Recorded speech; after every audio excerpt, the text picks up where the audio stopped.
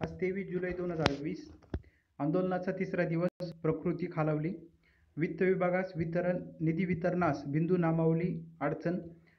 वेतन अनुदान नसती अर्थ खात्यात स्थिरावली. पायी दिंडी 27 जुलैपासून औरंगाबाद ते मंत्रालय मुंबई. आज झालेले मंत्रिमंडळ निर्णय पुढे आपण बघणार आहोत. सर्वात प्रथम आंदोलनाचा आज तिसरा दिवस आहे. प्राध्यापक तानाजी नाईक हुपरी येथे जे उपोषण सुरू आहे प्राथमिक माध्यमिक उच्च माध्यमिक शिक्षकांच्या वेतन अनुदानाकरिता 62,500 शिक्षकांचं या आंदोलनाकडे या उपोषणाकडे लक्ष लागलेलं आहे. आणि हे होत असताना आंदोलनाचा तिसरा दिवस होता आणि प्रकृती जी आहे ती खालवायला सुरुवात झालेली आहे. आरोग्य विभागाची आज तपासणी झालेली होती. जिल्हा परिषद कोल्हापूर प्राथमिक आरोग्य केंद्र हुपरी येथील वैद्यकीय अधिकारी यांनी दिनांक 23/7/2020 म्हणजे आज सकाळी जेव्हा प्राध्यापक तानाजी मारुती नाईक यांची आरोग्याची तपासणी केल्यानंतर प्रकृती चिंताजनक व रक्तदाब वाढल्यामुळे वैद्यकीय पथकाकडून CPR कोल्हापूर येथे उपचारासाठी भरती होण्यासाठी प्रकृती चिंताजनक असल्यामुळे दबाव येत आहे. आणि तरी देखील शिक्षकांकरिता लढवय्या असलेले प्राध्यापक तानाजी मारुती नाईक यांनी त्याकरिता नकार दिलेला आहे आणि अजूनसुद्धा उपोषण जे आहे ते सुरू आहे. महाराष्ट्रातील 62,500 शिक्षक आणि त्याचसोबत सर्व कुटुंबियांचे महाराष्ट्रातून लक्ष लागलेलं आहे आणि काळजी संदर्भात देखील महाराष्ट्रातील सर्व शिक्षकांकडून वारंवार जे आहे ते सरांकरिता शुभेच्छा देण्यात येत आहे आणि या उपोषणाला लवकरात लवकर यश येवो असं देखील सर्व शिक्षकांना वाटत आहे. शिक्षकांच्या हक्कासाठी शिक्षकांना वेतन मिळवून देण्यासाठी प्रामाणिकपणे उपोषण करणारे प्राध्यापक तानाजी मारुती नाईक हे आत्ता त्यांची जी प्रकृती आहे ती खालावली आहे आणि त्यामुळे आता पुढे काय होणार आहे, कारण ज्या मागण्या केलेल्या आहेत त्यामध्ये शिक्षकांना प्राथमिक माध्यमिक उच्च माध्यमिक यांना प्रचलित धोरणानुसार अनुदान मिळावं. 13 सप्टेंबर 2019 पासून जेव्हापासून घोषित केलेलं आहे त्यापासून सर्व ऑफलाईन पद्धतीने वेतन जे आहे ते शिक्षकांच्या खात्यावरती जमा व्हावं. त्याचसोबत ज्या प्राथमिक माध्यमिक उच्च माध्यमिक अघोषित शाळा आहेत त्यांना घोषित करावं. या आणि अशा विविध वेतन करण्यासाठी या शिक्षकांच्या प्रमुख मागण्या घेऊन प्राध्यापक तानाजी मारुती नाईक हे उपोषण करत आहे आणि संपूर्ण महाराष्ट्रातून विविध असंख्य संघटनांचं या आंदोलनाकरिता जे आहे पाठिंबा मिळत आहे. त्यानंतर वित्त विभागास निधी वितरणास बिंदू नामावली अडचण ठरत आहे का, असा प्रश्न आता महाराष्ट्रातील 62,500 शिक्षक आणि त्यांच्या कुटुंबियांना पडलेला आहे. कारण 20% जे आत्ताच काही दिवसांपूर्वी एक पत्र जे आहे ते संपूर्ण महाराष्ट्रातील शिक्षकांनी बघितलं सुद्धा आहे. त्यामध्ये स्पष्ट उल्लेख केलेला आहे या पत्रामध्ये. हे सर्व आता प्रशासकीय पत्र आहे आणि हे सर्व मग त्यामध्ये जे विविध ठिकाणी मग संचालक असेल, डेप्युटी डायरेक्टर ऑफिस असेल किंवा प्राथमिक माध्यमिक उच्च माध्यमिक शाळा असतील यांचे मुख्याध्यापक असतील, शिक्षणाधिकारी या सर्वांना हे पत्र जे आहे ते निर्गमित करण्यात आलेलं आहे. तर वित्त विभागामध्ये ही निधी वितरणासंदर्भात 22 जून रोजी जी बैठक झालेली होती त्या बैठकीमध्ये हा विषय चर्चेला गेलेला होता याचा स्पष्ट उल्लेख त्या पत्रामध्ये दिसतोय. आणि 20% अनुदानास पात्र घोषित शाळा बिंदू नामावलीच्या अटीची पूर्तता करीत नसल्यामुळे वित्त विभागास निधी वितरणास अडचणी येत आहे असं स्पष्ट या पत्रामध्ये उल्लेख केलेला आहे. आणि त्यामुळं वित्त विभाग ज्या अटी शर्तींबद्दल गेल्या कित्येक दिवसांपासून जे बोलत होते आणि याआधीसुद्धा विविध मंत्री महोदयांनी सुद्धा सांगितलेलं होतं की आम्ही सर्व अटी शर्ती शिथिल करून शिक्षकांना लवकरात लवकर वेतन निर्गमित करू, मात्र ते होताना कुठंतरी पाहायला मिळत नाही. परंतु हा जो उल्लेख केलेला आहे का अटी शर्तींची पूर्तता करीत नसल्यामुळे वित्त विभागास निधी वितरणास अडचणी येत आहे. त्यामुळे स्पष्ट उल्लेख जो आहे तो पत्रामध्ये केलेला आहे का बिंदू नामावलीचा उल्लेख आहे, ही अट जी आहे ती घातलेली आहे. आणि त्यामुळे शिक्षक व्याकुळतेने अनुदान वितरित होईल याकरिता वाट पाहत आहे. विविध संघटना ज्या आहे त्यांनी आश्वासनं दिलेले आहे की 30 तारखेपर्यंत इतिहास घडेल, 31 तारखेपर्यंत इतिहास घडेल. तर या भोळ्या बाबड्या आश्वासनाला 62,500 शिक्षक जे आहे त्यांना पण कुठंतरी वाटतं की खरंच 30 तारखेला इतिहास घडतोय का, 31 तारखेला इतिहास घडतोय का. तर याकरिता ज्या काही संघटनांचे पदाधिकारी आहेत त्यांनी काही पोस्ट ज्या होत्या त्या व्हायरल केलेल्या होत्या की 30 तारखेला इतिहास घडणार आहे. विविध जे प ज्या काही संघटना आहेत त्यांचे पदाधिकारी यांनी देखील मंत्रालयामध्ये जेव्हा पाठपुरावा केला होता त्यांनी सुद्धा सांगितलं होतं की 30 तारखेला 31 तारखेला जो आहे तो इतिहास घडणार आहे. तर त्यामुळे या संघटनांच्या प्रतिनिधींनी जी काही माहिती दिलेली होती त्याकरिता 62,500 शिक्षक आणि त्यांचे कुटुंबीय आतुरतेने वाट पाहत आहे की यांनी जो शब्द दिलेला आहे की 30 तारखेला 31 तारखेला इतिहास घडेल, तर निश्चित आज 23 तारीख आहे. तर इतिहास घडण्याकरिता निश्चित 7-8 दिवस जे काही शिल्लक राहिलेले आहे त्याकडे निश्चित शिक्षक व्याकुळतेने वाट पाहत आहेत. तर निश्चित इतिहास घडो हे देखील शिक्षकांना वाटत आहे. त्यानंतर वेतन अनुदान नसती अर्थ खात्यात स्थिरावली का, असा प्रश्न देखील महाराष्ट्रातील 62,500 शिक्षक आणि त्यांच्या कुटुंबियांना पडलेला आहे. याचं कारण देखील आज प्राथमिक माहिती जी आहे ती आलेली आहे, ती आता आपण बघणार आहोत. तर राज्यात प्रथमच असे होत आहे की स्वतः शिक्षण मंत्री आदरणीय प्राध्यापिका वर्षाताई गायकवाड यांनी राज्यातील विनाअनुदानित बांधवांसाठी प्रचलित पद्धतीने अनुदान मिळावे यासाठी वेतन अनुदानाची जी काही नसती आहे म्हणजे जी काही फाईल आहे यामध्ये प्रचलित शब्द समाविष्ट करून ती फाईल वित्त विभागाकडे पाठवलेली आहे. परंतु आत्तापर्यंत वित्त विभागाकडून दिरंगाई होत असल्याचे चित्र पाहायला मिळत आहे. त्यामुळे जाचकाठी शिथिल करू म्हणणारे प्रत्यक्षात कृती मात्र भिन्न पाहावयास मिळत आहे.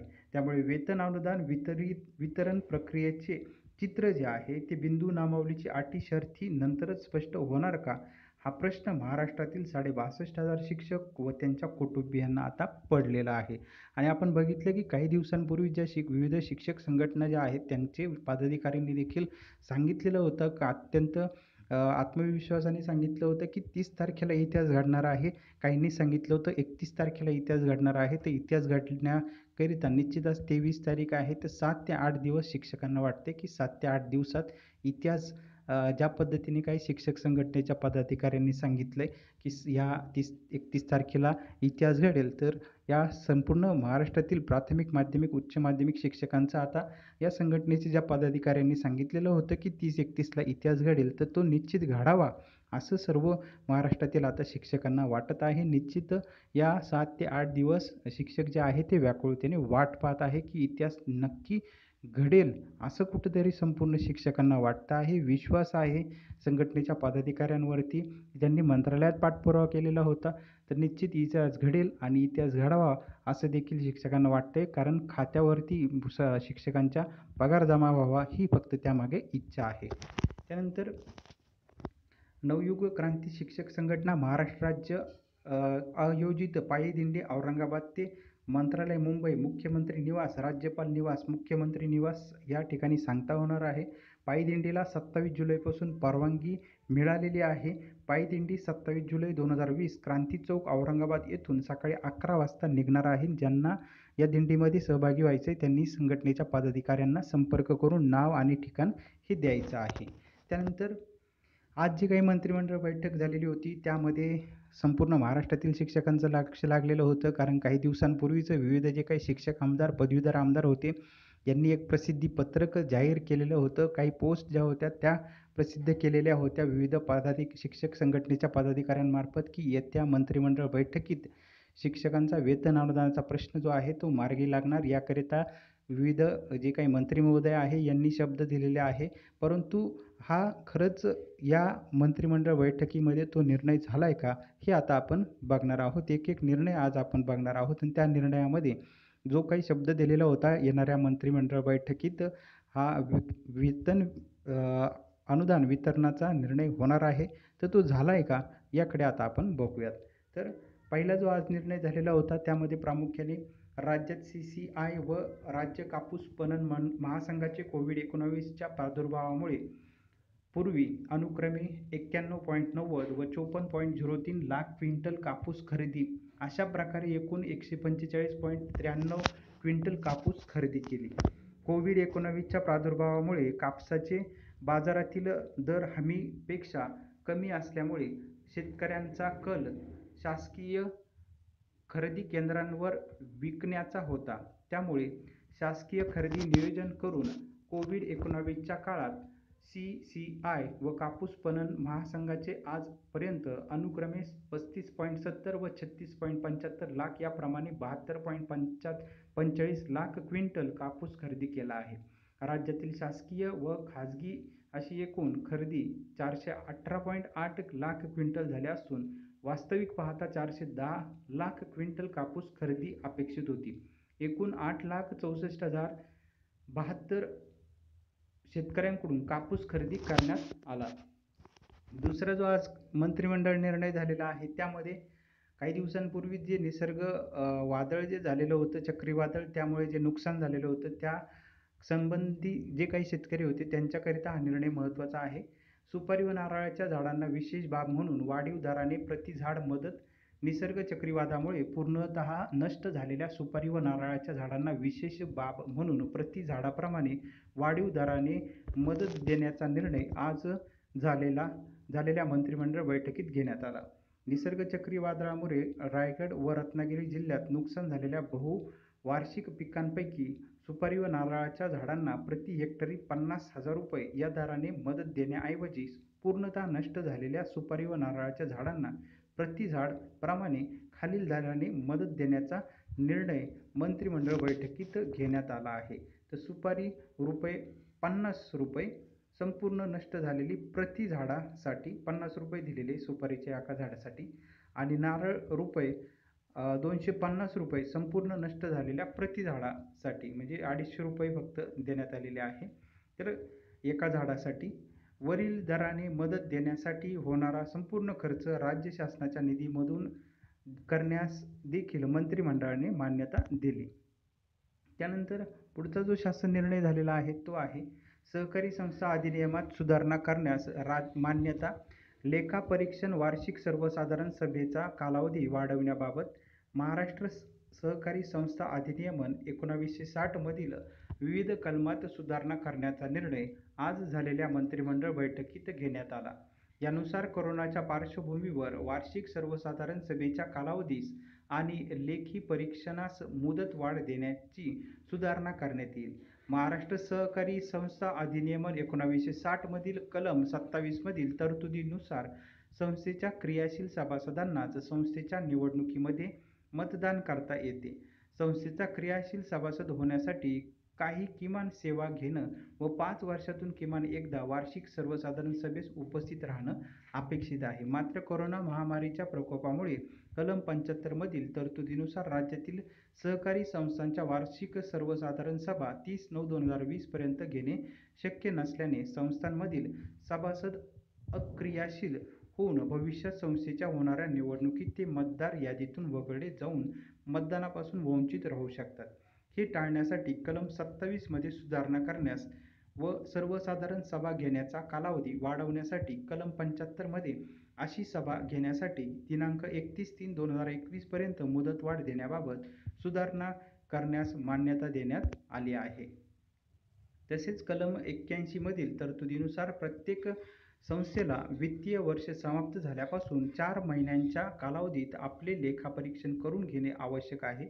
मात्र सध्याच्या कोरोनाच्या साथीमुळे लेखापरीक्षण अहवाल 31/7/2020 पूर्वी सादर करणे शक्य नसल्याने कलम 81 चे पोट कलम 1 मध्ये लेखापरीक्षण अहवाल सादर करण्याचा कालावधी दिनांक 31/12/2020 पर्यंत मुदतवाढ करण्यासाठी उक्त कलमात सुधारणा करण्यास मान्यता देण्यात आली आहे.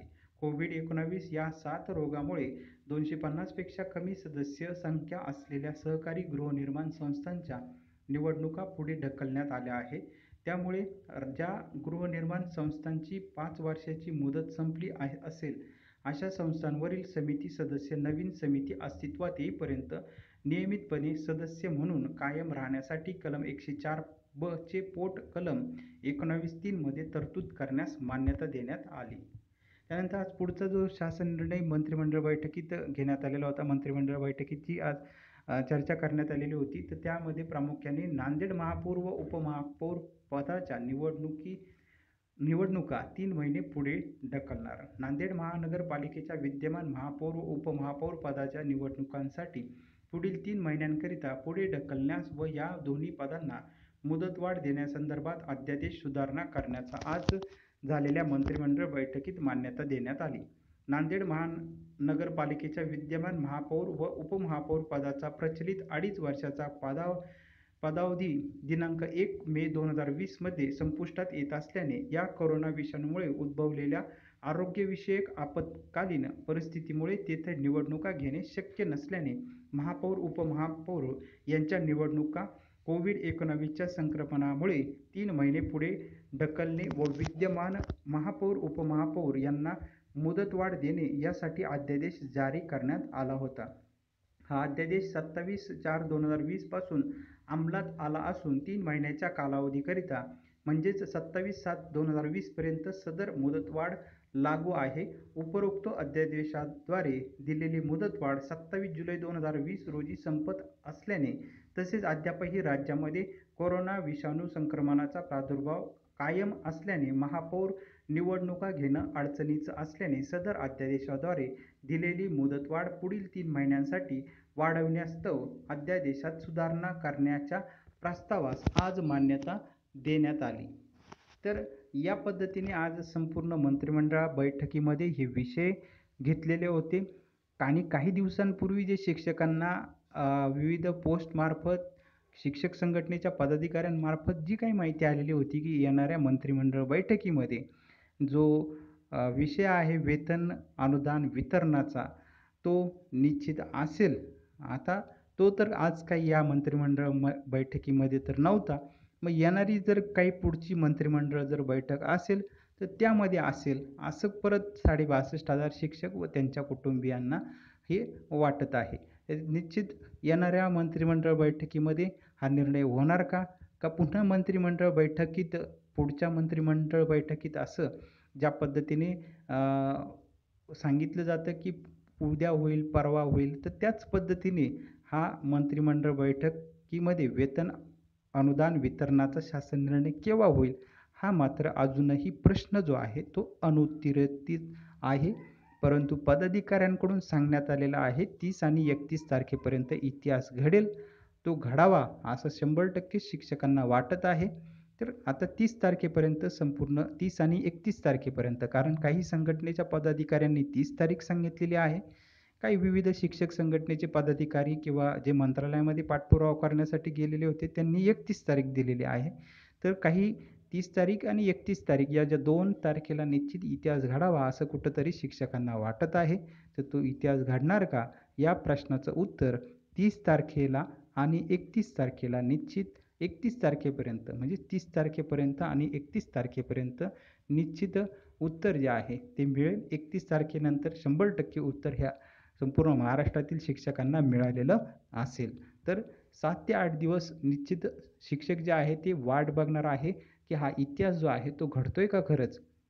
जे काही आत्मविश्वासाने सांगितलेलं होतं ते घडावं असं कुठंतरी शिक्षकांना वाटतंय आणि ते घडेल का घडणार नाही हेही येत्या काळामध्ये त्याचं उत्तर जे आहे ते स्पष्ट होईल.